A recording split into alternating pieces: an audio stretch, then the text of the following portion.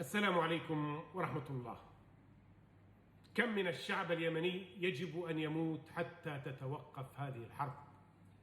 الدماء لا تنام، واليمن بلد تحكمه القبيلة التي يحركها الموت من أجل الثأر أكثر من التمسك بالحياة. ما يحدث من صراع بين الأطراف اليمنية ما هو إلا حروب عبثية وغباء سياسي وطمع في المال والسلطة وبعد عن الدين والأخلاق والقيم والوطنية، وليس للشعب اليمني أي مصلحة فيما يحدث.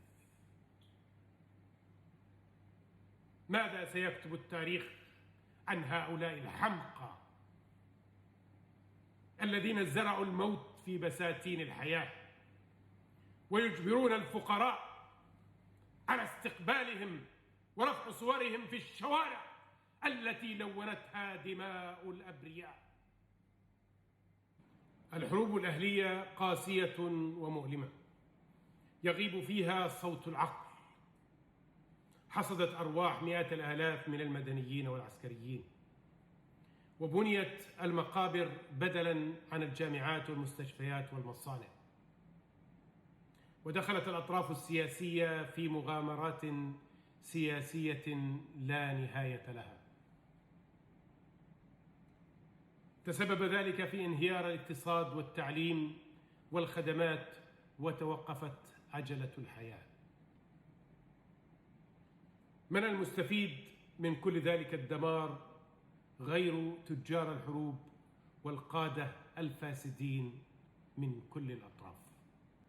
أخيراً سألت نفسي متى تصل القوى الدولية إلى قناعة كاملة بأن استمرار الصراع طويل الأمد في اليمن سوف يضر بمصالحهم الاستراتيجية ويؤثر على التجارة والاستثمار والملاحة الدولية. أتمنى أن يصل اليمنيون إلى قناعة كاملة بأن السلام هو الطريق الوحيد لتحقيق الأمن والاستقرار والتنمية والنهضة والرخاء وبناء الدولة اليمنية العادلة التي تستوعب جميع اليمنيين. والسلام عليكم ورحمة الله وبركاته.